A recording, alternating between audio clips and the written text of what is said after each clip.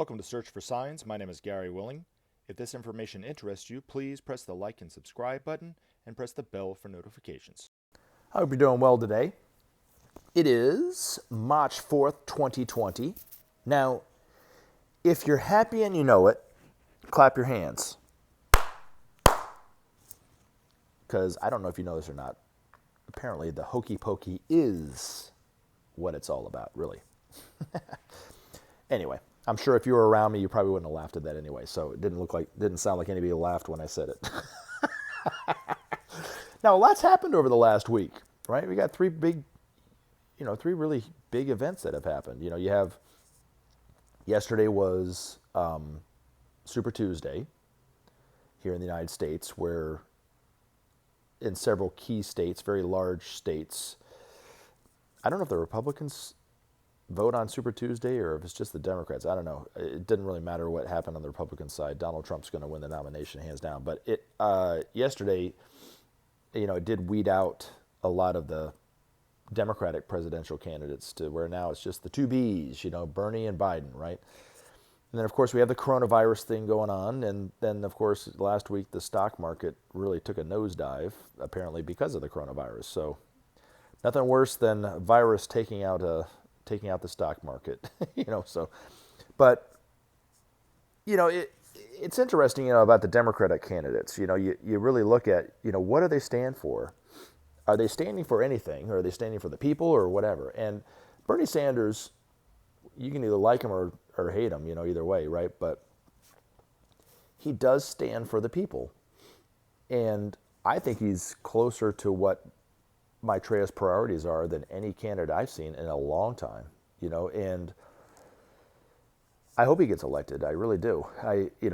Whether he does or not, I don't know. We'll see. But he's about justice. He's about a living wage. He's about health care. He's about helping the SOP save our planet and so forth. And he's got a movement behind him that I haven't seen in a while, really. And it's a grassroots movement that's stayed with him even the last 4 years when he wasn't running for president. And now he's running again, and it seems like I've seen pictures of his talks and gatherings. There's thousands and thousands and thousands of people at his, listen to what he's saying.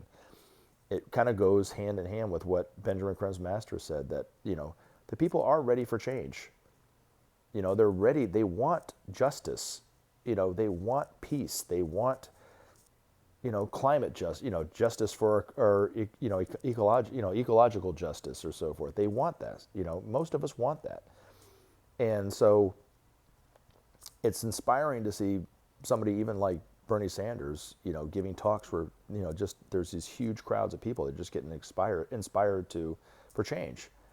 And I can't wait for the day that I see Maitreya on TV, giving talks in front of millions of people or thousands of people in stadiums and so forth. It's going to be massive, what's going to happen, But for right now, I think Bernie Sanders is really close to what Maitreya's priorities are. I don't think Biden's really standing for the people. I think he's just standing for more of the same, The Democratic Party and the Republican Party are really the corporate party. They're two wings of the same party, the corporate party. They're not the people's party, They never have been. And I have a friend who uses the phrase, go and get that money. And they're going and getting that money, Politics is always about the budget. They're fighting over, and it's warfare and kind of fighting. They're fighting over trillions of dollars. It's a lot of money that they're fighting over each election cycle, But neither party, and if you look at it objectively, neither party refuses any of the money.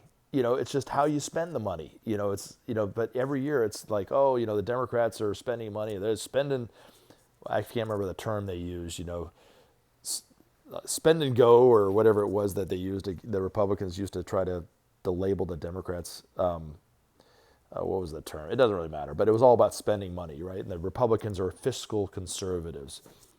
Bull crap. They all take the same amount of money. They just spend it differently. It's like a husband that wants to spend money on going to the bar and the wife that wants to spend money on trinkets for the house. They're both spending the money. They're not going to save the money, and they certainly aren't going to take less money from their employer. They're going to take that money, and that's just kind of the way it is, But it's also sad but it's expected to be expected, really, that people label Bernie Sanders as evil, as a communist. Oh, there's nothing worse than that, right? But yet all he wants is a decent wage for people, health care for everybody.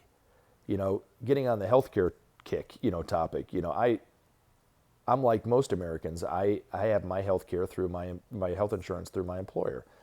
And it's pretty decent. It's expensive, but it's pretty decent. But last year I spent $9,000 on health insurance premiums that I never used because I'm too scared to use it. Because I'd have to go for any real serious problem, I'd have to spend another $10,000 out of pocket. To be honest with you, I would rather just be taxed the extra money and not have to worry about any kind of medical procedures. Just go to the doctor. It's like going to the library, just like they do in Europe. Go to the doctor, have a medical procedure, and leave, and not have to worry about it.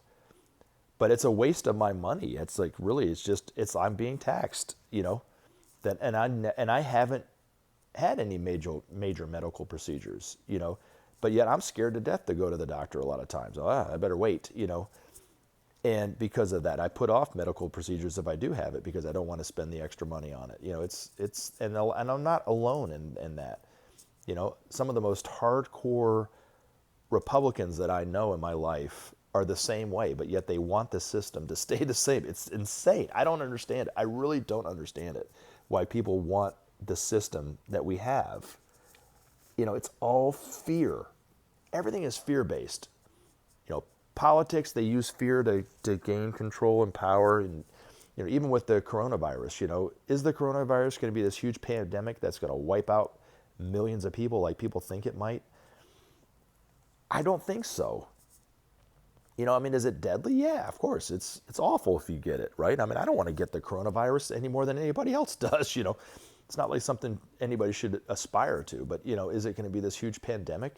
But you go to the grocery store and people are taking food off the shelves and storing food away and storing water away. And, just the other day I went to the Home Depot. I don't know if you know about what a Home Depot is, but Home Depot is a huge hardware store that's based out of Atlanta. But these stores are like warehouses. They're just massive, right? They got anything from lawn and garden to wood to lumber or whatever, and plumbing and all sorts of stuff, right? But I went in there to get a mask for my wife who's sensitive to fumes and painting. And when I went to the aisle that the masks were on, the shelves were totally cleared out. There was nothing. And I found one of the Home Depot associates, and I was like, "Can I ask you a question?" I said, "Did you guys move the masks somewhere else in the store?" And she goes, "No, they're all sold out." I'm like, "Why are they sold out?" She goes, "Because of the coronavirus." And I was like, "Do those masks even help?" They're painter's masks. And she was like, "No, not at all. They don't help at all." But people think they do. It makes them feel better about the whole situation, right? And then you go to the grocery store and there's literally no hand sanitizer or handy wipes anywhere. They're all gone, And they've said for years that hand sanitizer doesn't kill anything, It's crazy. It really is crazy how people react to fear, and people are reacting to fear about Bernie Sanders, calling him communist and this, that, and the other. But all he wants is health care for all. It's really strange, And then looking at how fear is affecting the stock market. Oh my God, that's awful, right? That the coronavirus could cause the stock market to have the worst point loss in the history of the stock market, right? Now, the interesting thing about the stock market is it will eventually crash. It's just not there yet, right? It's still kind of on its death throes, I think, the death rattles. But back, 11, 12 years ago, when the stock market really took the nosedive like it did, Benjamin Creme's master said that, yes, it could go all the way down to the floor, right? But if it did start to go back up, he said back 12 years ago that it would go up to even higher highs. He never said how long it would last, but he did say it would go up to even higher highs. But he also said that if it did take that route and go up even higher, that the pain would be even worse for people because it's just going to go down that much harder. And had we just allowed it to go down, back 12 years ago, yeah, it would have been tough, but we would have eventually gotten through it and we'd be living in a totally different world than we're living in today. But we're not, still having to deal with it. And the other thing that Benjamin Creme's master said that I found was so fascinating about the stock market is, if you interpret Revelations correctly, one of the beasts of the Bible is the great prostitute or the great whore who's sitting on her throne, drinking her wine, and all the leaders of the world are drunk on her wine or whatever he says and stuff. But according to Benjamin Creme's master, that's not a woman in the future. That's the markets of the world that we see today. Maitreya has warned against the markets for decades, that any country whose leaders blindly follow blind market forces are leading their people off a cliff. He went on to say that commercialization is more dangerous than an atomic bomb. I mean, we have to, we can't live our lives by the markets. He said the markets have their place, but not to the extent that we have today.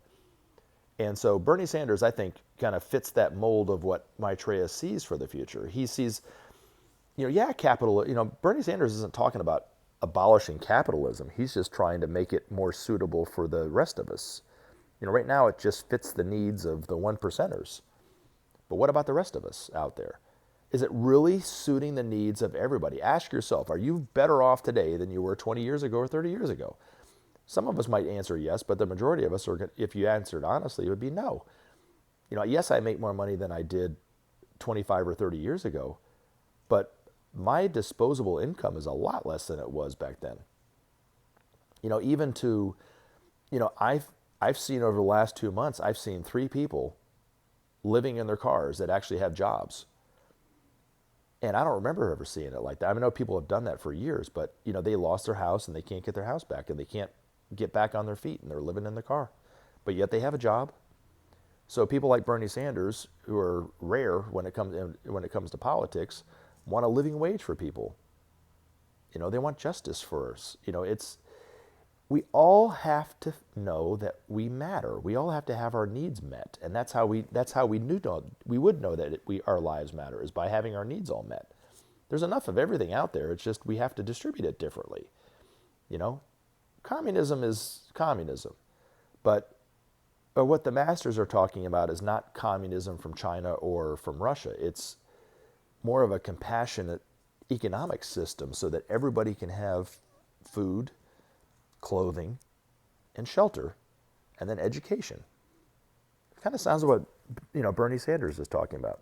So it would be interesting to see, and I'll leave the video with this. It'd be interesting to see if Bernie Sanders does get elected, and with the movement that he has and the grassroots movement that he has, that's attracting so many people for change and so forth, to go against somebody like Donald Trump, who, I know people get upset when I talk about Donald Trump, but he does stand for the old ways of operating. You can't argue that, whether you like him or love him or whatever.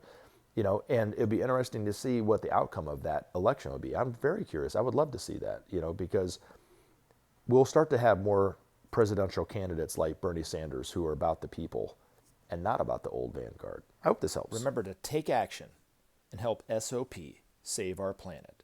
Thanks for listening, and we look forward to talking to you again in future videos.